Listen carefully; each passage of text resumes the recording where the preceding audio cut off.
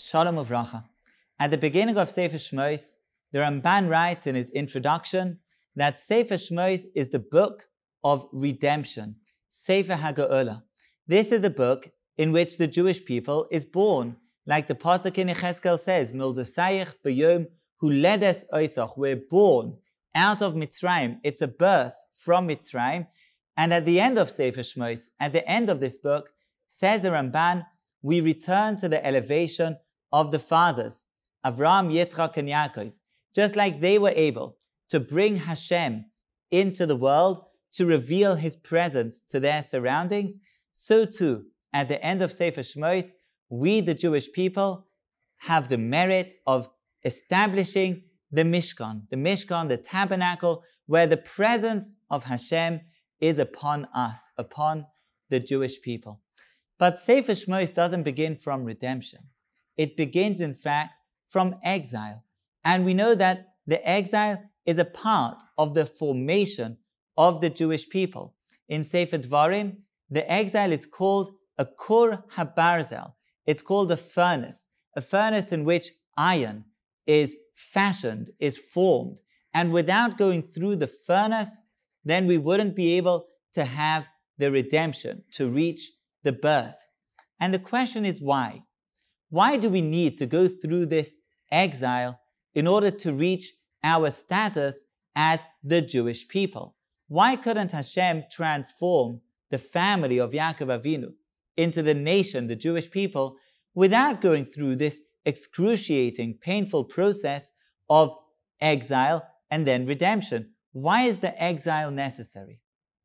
I think the answer to this is that the birth of the Jewish people as a nation is the birth of a relationship between Hashem and between the Jewish people as a national entity.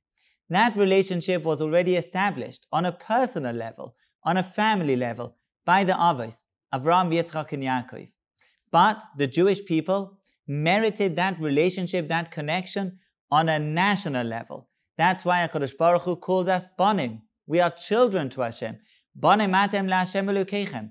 And the Mishnah tells us that Matan Torah is like a wedding. The relationship is like the connection between husband and wife. And that happened at Yetzias Mitzrayim and later at receiving the Torah at Sinai.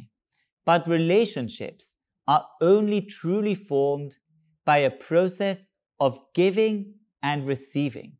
Somebody has to be open to receiving, and somebody has to be willing to give, to fill in that hole, that vacuum. Every relationship works that way. There's somebody who's lacking something, there's somebody else who is able and willing to fill whatever it is that the other person is lacking, and that's how connections are formed. And all of us are sometimes givers and sometimes receivers. That's what relationship is all about, to give and to receive. In order to create, in order to constitute the connection between the Jewish people and Hashem, first of all, we needed to go through a process of exile, a feeling that we have nothing from ourselves, that we lack everything, that there's nothing that we depend on ourselves and we can provide ourselves for. Everything we have, everything we need has to be given to us by HaKadosh Baruch Hu, by Hashem. That's the power of a vacuum. A vacuum is when you reach a level that there's nothing there. There isn't even air. Think of a black hole. The ultimate power, the most powerful thing in the universe, a black hole, is a vacuum. A vacuum has the power to create the most powerful relationship. And that's where the Jewish people needed to get to in the exile of Egypt, of Mitzrayim. They had to get to a position where they felt they have nothing left from themselves. Everything that they can have, their very lives, their very existence, depends on Hashem. And that's what the Psukim say. The Psukim say that because of the harsh conditions, the terrible conditions of Mitzrayim, Vaye'onchu b'nei Yisrael min ha'avodah. They groaned. Vayiz'aku, they called out, they shouted out. And Vatal Shav'asam el ha'elokim min ha'avodah. from the harsh situation of their labor, their cries, their pleas went up to Hashem. And even though over here the Psukim don't say that this was a direct cry to HaKadosh Baruch Hu, but we find in Dvarim and in Haggadah Shel Pesach, these Psukim are juxtaposed. In Sefer Dvarim it says, Vanitzak el Hashem, we cried out to Hashem, Elokei Avosenu. We shouted out to Hashem. So even if it's not exactly the type of davening that we have today after Hashem revealed himself to us, but nevertheless, this vacuum of the Jewish people, this terrible situation where they felt they have nowhere left to turn, they are devoid of any solution from within themselves, was somehow directed at Hashem, directed at the God of their forefathers. And then Hashem heard them and constituted this relationship. Hashem heard their cries, their pleas. Hashem remembered the covenant. He remembered the connection. The word yizkor, to remember, is not just something passive. It's something active.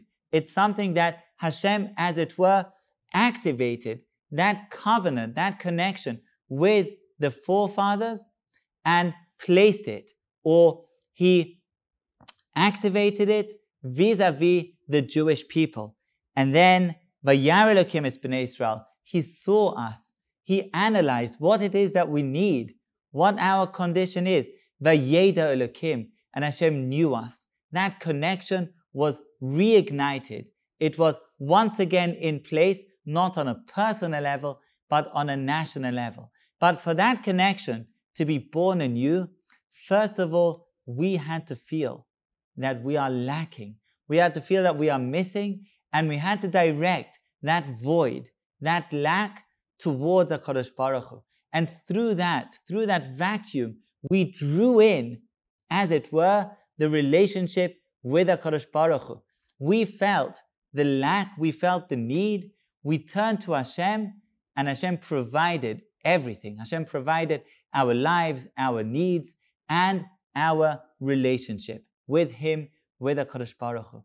And this was true of the Galus of Mitzrayim, which was constitutional, foundational, where the relationship was first ignited with the Jewish people. But it's true even today. And like the Mishnah says, how do we reach the ultimate redemption? By knowing that Ein lanu al mi lismoich, we don't have upon whom to rely, elo al avinu shebashamayim, only upon our Father in heaven. And we've been through pain. The Holocaust, the Shoah, is not so long ago. And we went through, I don't know how it was exactly in Mitzrayim, but we certainly cannot imagine anything more excruciating, anything more terrible, anything more horrific than the pain we went through in the Shoah. But HaKadosh Baruch Hu heard our cries from that pain, of all the millions of martyrs that cried out to Hashem. He heard our cry, and He gave us the tremendous blessings that we have today as I speak to you from our ancestral homeland, the state of Israel, over which we have Jewish sovereignty. All of this tremendous blessing came out of those cries, just like in Mitzrayim. And from now, the responsibility is upon us to continue to cry to Hashem. Of course, not just to cry to Hashem, but also to build, and to initiate. But first of all, to realize that everything that we lack, that everything that we still need to go towards the final redemption, is up to Hashem to give it to us. To cry out to Hashem, to realize that with everything that we do and build and initiate, we're dependent on Him. And then the final redemption, like the Pasuk says, is Acharis Kereishis. HaKadosh Baruch Hu redeems us now in the present and in the future, just like the initial redemption. Just like the initial redemption came from this vacuum, from this tremendous force, this potency of realizing our lack, our deficiency, how much we need HaKadosh Baruch Hu. So too the future redemption, the present and the future redemption, comes through this realization, through our appreciating that which we lack, that which we need, and realizing, directing it towards a Kadosh Baruch Hu. Kadosh Baruch Hu should give us the merit of Acharis Kereishis, the final redemption that should come speedily, just as the redemption of Mitzrayim. And for now, we should all have a beautiful Shabbos.